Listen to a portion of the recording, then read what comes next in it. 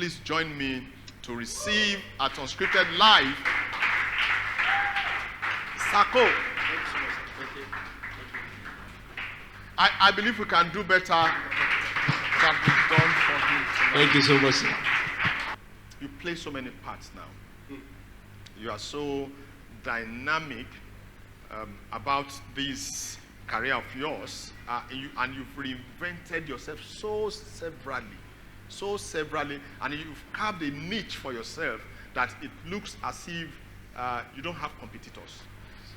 That's where I see it, because there's just something about your brand that makes you very, very unique.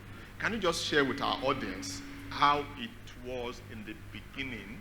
Then we'll get to know where that reinvention came in and where you are now. So if you can just do it in a very few minutes. I try to do it in a very few minutes. So when you say I don't have any competition, well, yeah, because from the very beginning, and I think from the program they shared with me, they asked me that for the first few minutes I could share some things. One of the things that has helped me is called the 5 eyes of I'm going to talk about the 5 eyes.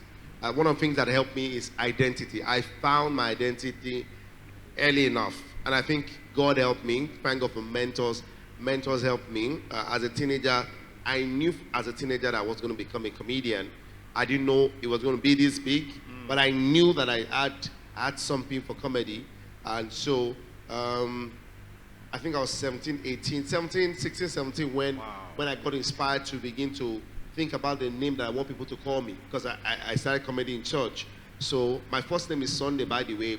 The SACO is actually my initials. Okay. So I remember sitting that day in the room, my mother's room, and I said, what name do I want people to call me? Do I want people to call me Sonny Baba? Ali, because we had the Ali Babas, we had a lot of Babas there. And I said, what name do I want people to call me? So I wrote down all my names. My first name is Sunday, the other name is Ayodele, the C is Chuka Madu. I'm partly Ondo, partly Delta.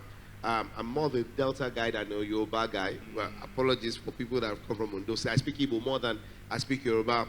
And my surname is Okunda Lai. I'm from Mowo. And that was how I wrote that name as a teenager. And boom, SACO. And I began to write my name everywhere as a teenager. At the staircase, as I'm coming down, I'm writing my name. You know, at the time, my mom would say, why am I dropping my initials everywhere? Because I'm from a polygamous family. So as a first child, my mom was kind of protective and said, don't put all your names out. What if, something. But I knew that it was ordained. And now I'm knowing that it was God that was inspiring me. And so from the very beginning, I was intentional about what I wanted. My value system was, I'm a Christian. In fact, I started as a gospel comedian. All right, but as I grew older, I realized that I realized that I don't have to say I'm a gospel comedian. I'm a comedian. I've been sent to the world. I don't think I want to take a flight and I'm saying, is this pilot a gospel pilot, or is it a gospel doctor? If I want to, The truth is, your work, if you are licensed to do a job, we're sent to a marketplace as Christians. We should not say I'm a gospel. I did that for a long time. I'm a gospel comedian. As I began to learn, went to school. I went to a 6-month course at the LBS, and I realized that if you're going to be in the marketplace and eat it big, you have to begin to distinguish yourself. So for a long time, I was doing comedy, but as I grew older, I began to drop comedy and began to evolve as a compare with a sense of humor. So I'm a comedian, but I'm not. And also the feedback that I get from people is that some people have had some bad taste with comedians. So when you hear comedy, people are scared. People are we don't know what this guy is going to say. So before you begin to get scared of me, I'm just a compare. I'm just a compare with a sense of humor. So when you give me the mic, I would anchor your event, but I'll bring humor to it. I can do comedy for 20 minutes, 30 minutes, but I've evolved. So I was intentional from the beginning as a compare. And the other I that I'm going to be talking about is internship. So I learned on time to intern with people. Internship has to do with working for God. I was in a choir, and so I started addressing a lot of much congregation as a teenager. So I would intern. I could say it's internship because I was learning skills. I've already written the intention there for you. Yes. So I was interning, and for you to become a professional in anything, you should have done it over 10,000 hours to become a professional. So if you're an inquirer right now, you're working with somebody and you think you're wasting your time. You're not wasting your time. You're building. The last time I came here, and to let you know there's room for improvement. When I came here, there were camera guys behind the camera, but now it's being controlled from that side. Yeah. So there's improvement. Thank you. Yes, there's improvement. So it means that you get better every time. because really, I've been saying it that nobody is just from that side. Nobody's coming to see. You just position it and we see. That's, yes, sir. And then just as you are speaking, Yes. those 5 eyes are being caught and it's on the internet. Yes, it's on the internet. Oh, beautiful. Thank you. Yeah, because I sent it to him. Okay. So the next one is internship is understanding your identity will help you identify the right mentor to intern with. So from the beginning, I knew I had a value of the kind of person I needed to mentor me. Because I'm a Christian, so I knew that the kind of person that was going to mentor me needed to be a Christian, you know. And 2004, I saw a man called Ole Malam anchoring an event, and I said, this man, I'm going to intern with him. We'll talk about that, the information. The quality of mentor you intern with will determine the quality of information you have access to use wisely, which that's another thing. You need to get information, the right information. And the next one is intentional. Internship, I talked about internship. I talked about the intentional. Okay, the first one was identity. The first one was identify, understanding who you are will help you stand out from the crowd of, you know, as an entertainer. I knew from the beginning that was the SACO, you know, and then information, intention, and the last one is invest in people. So, yes, and that's the level that I am right now, because as I said, go for myself, I want to have this, I want to have this. By the grace of God, I've had those things. If it's properties, I've had it. If it's cars, I've driven. Any kind of car I want to drive now, by the grace of God, I can drive it. But that's not the level right now, because you always said go for yourself. I don't know how, if everybody, I've always said go for myself. I want to get this, I want to get this particular amount. I've covered it by the grace of God. I have bigger, you know, goals for this year. But as I grew older, I'm approaching 40 very soon. And I said to myself, I want to empower, be a blessing to people. I've mentored people that are now my collaborators because I don't come to competition any longer. Yeah. I have guys that are cashing out, write me checks, you know, sponsor, buy things for me. People that God helped me to give platform. And one of the things that comes to my mind when they come back to say thank you, and I say, see, I'm only privileged to have done the things I've done, because if I don't do it, somebody else will do it. And so sometimes I get gigs that I'm not qualified for, bigger events, millions of naira, and I say I'm not qualified for these things, but they chose me. And I realized that the more I do those things, the more I be a blessing, the more open doors are there. And there's nothing to be scared about when you begin to share the things that you know. So that's the 5 eyes so far, and I'm sure I will dwell on others. All right. What is the value, the market size of the entertainment business in Nigeria? The value, as at when a statistic was done 2 or 3 years ago, is billion dollars. Yes. That's the, as at 2 or 3 years ago, it's $1 billion industry. Conveniently, if everyone harness their strength, everyone in Lagos or in Nigeria will be doing an event conveniently on a Saturday, and there will be no clash. Now, I have these statistics that says the value of that industry will be $25 billion. Did you hear that? By 2025. Can you hear that? 3 years from now. Yes. $25 billion. Yes. US dollars, not naira. Yes. In 3 years' time. Yes, sir. Okay. Now, if we have these humongous money-spinning industry on our hands, yes, sir, and a whole lot of our young people are not employed, a whole lot of our young people are not slicing, I don't want to say from this. So how do we position them to take part of this industry? Okay, so one of the things I've been sharing with my guys called the Trailblazers, and I think they're watching. Trailblazers, let's know where you're connecting from. Trailblazers is to, I understand process. Nothing happened by magic. We all got here by process. We all became an egg. From egg, we became, you know, and then we were given birth to. I believe in process. So if you're going to take anything in and enjoy the things, the money in this industry, you must be ready to give value. And is the value that you give that will in exchange that will get you money. And so one of the things I'm building on is the tenacity and the capacity to receive the money. The same thing I'm doing now that I'm being paid millions, the same thing I've been doing for 10 years or 6 years ago, or 10 years ago. But what I did was consistently giving value. Because you can't say you're a comedian today or as a master of ceremony, and by the time we come check on you, 3 years after, you're no longer an MC. You can't say you're selling this, and by the time they come check, people believe that you need to be consistent in what you're doing. And they have to begin to create that perception. So like I said, I knew you over almost 13 years ago, 13 to 15 years ago. I'm not the same person that you knew. Yeah. Yes, I've evolved. Exactly. Yeah, so, and you have to build capacity. You have to go to school, learn this industry, the industry does say, I'm funny. It goes beyond me funny.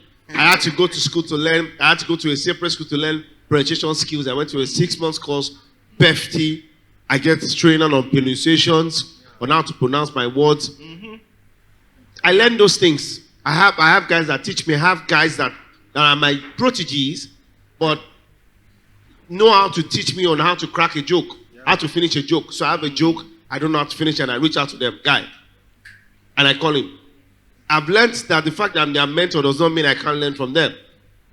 I believe that, and I say this, mentorship for me is a mutual relationship. We learned in biology there are with a symbiotic relationship, there are parasitic, there are symbiotic relationship. Anything I want to get from my proteges is to have a mutual relationship. The symbiotic relationship where as I'm learning from you, you're learning from me. So if you're going to get into the multi-billionaire industry, you have to build capacity. Go to school. Anybody that says you should not go to school is deceiving you. You need to read books. You need to listen to people that have gone ahead of you. But what I've discovered is that in this generation, nobody wants to learn from anybody. At all. Nobody wants to learn from anybody. Yeah, they want to blow overnight. They say, what you are doing, I can do it better than you. Yes. And when given the opportunity, they fail. They mess up. So what can we do to encourage the upcoming ones, wherever you are, to go and serve somewhere? Serve somewhere. Use that thing that you have right now to get that you want to.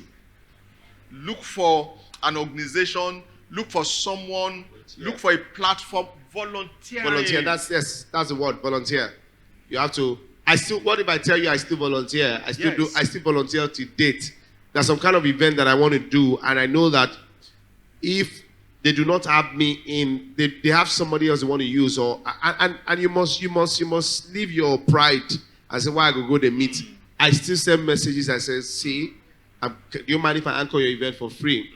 Because I know that when I anchor the event for free, I will get, my sister was one of the guest speakers at an event. How did I meet Dr. Obon King? I met him when I volunteered to go and anchor his event in Ghana for free. I booked my ticket because I saw that he was someone, when I had him speak for the first time in 2017, and I said, this man, I want to connect with him. I met him through Mr. Jimitowe.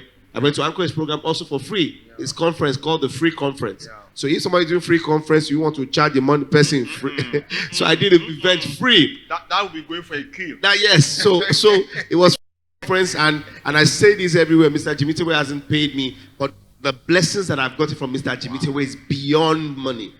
I tell you the truth. The assets I've gotten. Today, I got millions of naira from Dr. Obon King because of Mr. Jimitowe and from service. So I got him that day, and as soon as I got him, and I had when he was sharing, I said, we'll be going to Ghana in April. And I said to my wife, I said, babe, I'm going to Ghana. My wife said, when did you meet? I said, I just met him today. But this man, I'm going to follow him up. And I went with him, and I booked my ticket, and I went to Ghana. 150,000, 2017. My wife said, so you just, I said, yes. So after I came back, by the grace of God, we just got our first house in Omole. Then he came. This is someone that everyone wants to meet. This man drove all the way from the island. He was coming and came to my house in Omole. And guess what he was saying to me? This house was a 3-bedroom flat. I'm still paying small. I said, this house is too small. In my mind, I'm saying, I just bought this house. This house is too small. I'm still trying to pay. But what he shared with me that day, changed my mindset. From volunteering, and now somebody's in my house. Somebody that has more admired. I've seen him relate with former president of Jerry Rawlings. I met Jerry Rawlings from serving, volunteering. People do not know that service opens doors. Service opens doors. I've entered places I would have not entered today if I didn't serve. Service is important. You need to volunteer. Serving is greatness. Serving is greatness. There's nobody for Jesus. I was studying about Jesus, and I said, Jesus, I don't know how Jesus did it. I know if Jesus was a Yoruba guy, he would have voted for his father. I'm Jesus, man. I'm begotten. I mean, money begotten. I'm begotten. The only begotten son. I'll change it. I'll change it for you. I'll change it for you. And then when he was, you know, there was no record that Jesus disrespected his father. You know, that's why a lot of volunteers change it in church. They changed it in church. I'm working for Jesus. I'm working. Who is paying me? I worked in church. Wow. I volunteered to work. I even worked as a waiter. I worked as a waiter for years, for 5 to 6 years at the redemption camp. If I tell you that from that redemption camp, if I tell you how many people I met volunteering, because they will pay me 3,000 naira per week as a waiter. Wow. I will wash plates. I wash plates as you know, and how different you wash plates. Wow. There was a time I was in wash plate in the dream. They used to bring plates for me to wash. It was that I was becoming possessed. My hands was usually white. But guess what? The event I just left now is a woman that I went while serving as a waiter 20 years ago. And if I tell you how much the relationship had brought me, by the grace of God, and I share with people, I have children that I give birth in the US through our platform. Wow. Because I met her. Wow. I've gone to London, I've gone to different events from working as a waiter, from that service. So when you are serving, service is, you're not just, and sometimes you hear the statement, the guy, they use me. They use me. If you're not useful, nobody will use you. Yeah. So please let's put our hands. Let's appreciate SACO. If you're not useful, nobody's going to use you. This is turning to another thing entirely.